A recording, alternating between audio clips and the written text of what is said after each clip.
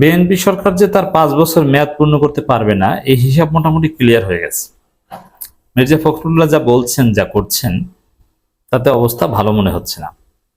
তবে আমাদের অবস্থানটা আবারও বলিনি যে আমরা চাই বিএনপি সরকার 5 বছর মেয়াদ পূর্ণ করুক, তার ক্ষমতায় টিকে থাকুক এবং এর মধ্য দিয়ে বাংলাদেশে একটা স্থিতিশীলতা তৈরি হোক, গণতন্ত্র প্রাতিষ্ঠানিক রূপ পাক, ইনস্পাইট অফ নির্বাচনে কারচুপি। বিএনপির 5 বছর ক্ষমতায় থাকাটা জরুরি। যদি বিএনপি 5 বছর ক্ষমতায় থাকতে না পারে, আগেই যদি তাদেরকে চলে যেতে হয়, অবশ্যই কোনো একটা অঘটনের মধ্যে দিয়ে চলে যেতে হবে। 1/11 বা এরকম কোনো একটা ঘটনা ঘটবে, অথবা গণ অভ্যুত্থান বা কিছু একটা। এটা যদি ঘটে, মনে রাখবেন যে রাজনীতিতে যে স্বাভাবিক হিসাব, স্থিতিশীলতার যে হিসাব, যেটা হচ্ছে যে 5 বছর পর পর নির্বাচন হবে, নির্বাচনে যারা জিতবে তারা ক্ষমতায় আসবে, এই হিসাব থাকবে না। তখন হিসাব হবে যে 2-3 বছর পর পর একটা গণ অভ্যুত্থান হবে বা কোনো একটা সরকারকে হটাতে হবে। কোন সরকার, পাকিস্তানে যেরকম কোন সরকার 5 বছর মেয়াদ পূর্ণ করতে পারে না, কোন সরকার। ওইরকম বাংলাদেশেও বিএনপি সরকার এবার 5 বছর মেয়াদ পূর্ণ করতে না পারলে পরবর্তীতে আগামী 30 বছরে কমপক্ষে কোন সরকার 5 বছর মেয়াদ পূর্ণ করতে পারবে না। একজন আসবে যাবে, একজন আসবে যাবে, কিছুদিন স্থিতিশীল থাকবে, আবার উত্তাল হয়ে পড়বে। বাংলাদেশকে ওইরকম একটা অস্থিতিশীল পাকিস্তানি রাষ্ট্র করার ষড়যন্ত্র করছে যুক্তরাষ্ট্র। শুনতে খারাপ শুনে, আমেরিকা সেটা করছে। পাকিস্তানের যে আজকে ভলাটাইল একটা situation, who is behind the scene? যুক্তরাষ্ট্র। তাদের অপতৎপরতার কারণে, সেই ডোনাল্ড লুদের ষড়যন্ত্রের কারণে, এখন পল কাপুর, এদের অপতৎপরতার কারণে পাকিস্তান এরকম ভোলাটাইল, গণতন্ত্র প্রাতিষ্ঠানিক রূপ পায়নি।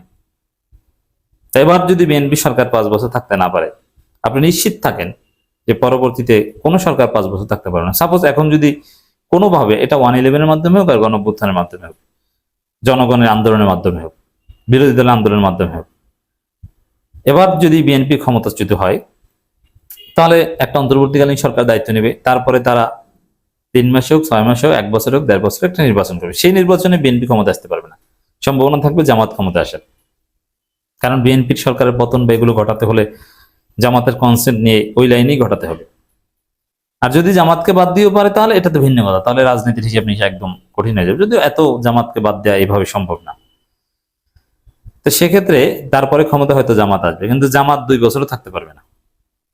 তারপরে আবার আরেকটা সরকার এসে তারা 3 বছর চালাবে, এইভাবে চলতে থাকবে। এজন্য বিএনপি সরকারের 5 বছর মেয়াদ পূর্ণ করাটা জরুরি। কিন্তু বিএনপি যা শুরু করেছে, এতে মনে হয় না যে মেয়াদ পূর্ণ করতে পারবে। এতে তো যে কোনো সময় অঘটন ঘটে যেতে পারে। তো দর্শক, মির্জা ফখরুল ইসলাম আলমগীররা কি শুরু করেছে দেখেন। শুধু মির্জা ফখরুলরা না, এই যে ইঞ্জিনিয়ার ইশতাকের যে কাণ্ড, 3 বাহিনীর প্রধানের সাথে সেলুট দিতে যায়, রাষ্ট্রপতির সাথে শ্রদ্ধা নিবেদন করতে যে অশ্রদ্ধা হয়ে যায়, ধাক্কা ধাক্কির মতো একটা পরিস্থিতি, ইশরাক পড়ে যান। এরকম করতে করতেই দেখবেন যে হঠাৎ একটা অঘটন ঘটে গেছে। ইশরাক যেরকম পড়ে গেছেন, ওইরকম বিএনপি সরকার পড়ে গেছে। আবার মতিঝিলে সেই বোমা হামলার যে ঘটনা, বোমা হামলার চেষ্টা, বোমা উদ্ধার করা হয়েছে, ছাতা বোমা, যে শক্তিশালী বোমা, ওরকম একটা বোমা যদি ষড়যন্ত্রকারীরা, এগুলো সব রয়ের ষড়যন্ত্র, একটা ফোটাতে পারে, ওটাকে কেন্দ্র করেই দেখবেন যে এমন পরিস্থিতি তৈরি হবে যে বিএনপির ক্ষমতা নাই। এভাবে স্যাবোটাজের ষড়যন্ত্র করছে ভারত এবং ইসরায়েল। এই মতিঝিলের বোমার নেপথ্যে কারা, খোঁজ নেন, দেখবেন যে ভারত, ইসরায়েল উগ্রবাদীদের মাধ্যমে এটা করাচ্ছে। তো দর্শক, এদের সামগ্রিক যে কাণ্ড, আবার তারেক রহমানকে কেউ কেউ ভারতে পাঠাতে চাচ্ছে সেপ্টেম্বরে, বিএনপির কেউ কেউ। কারণ তারেক রহমান যদি সেপ্টেম্বরে ভারত যান, তাহলে আওয়ামী লীগের পুনর্বাসন নিশ্চিত। এবং ওইসব হিসাব নিকাশ করেই শেখ হাসিনা ডিসেম্বরে দেশে ফেরার কথা বলছেন, যে তারেক রহমান নিজেই ফিরতে দিবেন, ভারত ম্যানেজ করবে সেপ্টেম্বরে তাকে দাওয়াত দিয়ে। যদি এটা হয়ে থাকে, তাহলে হোমাশা, তাহলে আওয়ামী লীগই এসে বিএনপিকে পিটিয়ে ক্ষমতাচ্যুত করবে। ভারতের রাজনীতিটা কি আমি একটু ধারণা দিই। যে ভারত কাউকে বাবুসোনা বলে টাকা পয়সা দিয়ে হেল্প করে ক্ষমতায় আনে, ক্ষমতায় এনে তারপরে উপরে উঠাতে উঠাতে এক পর্যায়ে হাত ছেড়ে দেয়, তারপর ধপাস করে পড়ে যায়, শেষ। এটা ভারত, যুক্তরাষ্ট্র বা এই ধরনের দেশগুলোর রাজনীতি এরকম যে তারা কাউকে ক্ষমতায় এনে তারপরে তার বিরুদ্ধে আবার গণ অভ্যুত্থান ঘটায়, কাউকে ক্ষমতায় এনে মানে উপরে উঠায় বড় আসার দেওয়ার জন্য, যত উপর থেকে ফেলে দিতে পারবে তত বেশি আহত হবে। তো দর্শক, এই সব সমীকরণে এই ধরনের রিয়ালিটিতে পড়ে বিএনপি মেয়াদ পূর্ণ করতে পারবে বলে মনে হচ্ছে না। তার মধ্যে সবচাইতে বড় যে বিষয়টা মনে রাখবেন, ভারত যুক্তরাষ্ট্র তো ষড়যন্ত্র কতই না করে, সবসময় কি পারে? হাসিনার পতন যুক্তরাষ্ট্র সিরিয়াসলি চেয়েছিল অনেকবার, কিন্তু পেরেছে? পারেনি। একটা পর্যায়ে কোন অভ্যুত্থানের মাধ্যমে পতন হয়েছে।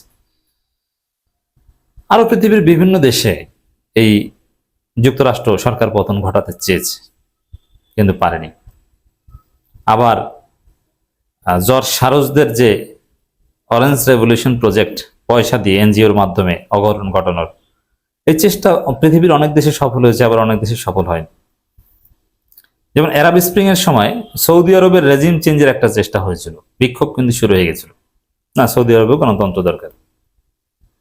আরব আমিরাতও, কিন্তু সৌদি আরব আরব আমিরাতে কিছু হয়নি। কেন হয়নি? তাদের ইকোনমিক স্টেবিলিটি ছিল এবং বেকারত্ব নিয়ে যে প্রশ্ন ছিল সেটা তারা সমাধান করেছিল, কেউ তাদের পতন ঘটাতে পারেনি। এর অর্থ হচ্ছে যে সরকার পতনের, সরকার পরিবর্তনের নানান ষড়যন্ত্র থাকবে, কিন্তু দেশে যদি বেকারত্ব না থাকে এবং অর্থনৈতিক স্টেবিলিটি থাকে, তাহলে ষড়যন্ত্র করে সরকার পতন ঘটানো যায় না, সেটা রাজতন্ত্র হলো। এই জন্য একটা সরকার সবচেয়ে বেশি নড়বড়ে থাকে যদি অর্থনৈতিক অবস্থা খারাপ থাকে এবং দেশে যদি প্রচুর বেকারত্ব থাকে। ওইটাকে ব্যবহার করে, ওইটাকে পুঁজি করে যে কোনো সরকারকে ভারত যুক্তরাষ্ট্র ফেলে দিতে পারে। যেখানে অর্থনীতি দুর্বল যেখানেই বেকারত্ব, সেখানেই যুক্তরাষ্ট্রের সরকার পরিবর্তনের প্রজেক্ট সফল।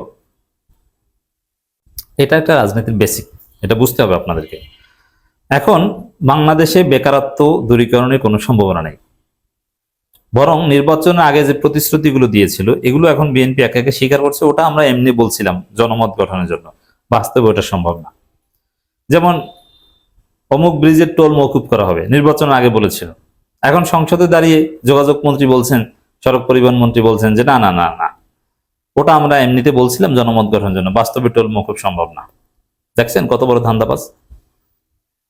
আবার জুলাই সনদ মানার কথা, গণভোটের কথা আমরা কেন বলেছিলাম? ওটা যাতে নির্বাচন হয় এই জন্য বলছিলেন, বাস্তবে ওগুলো আমরা সমর্থন করিনি। সালাউদ্দিন আহমেদ বলেছেন। বুঝতে পারছেন কত বড় প্রতারক।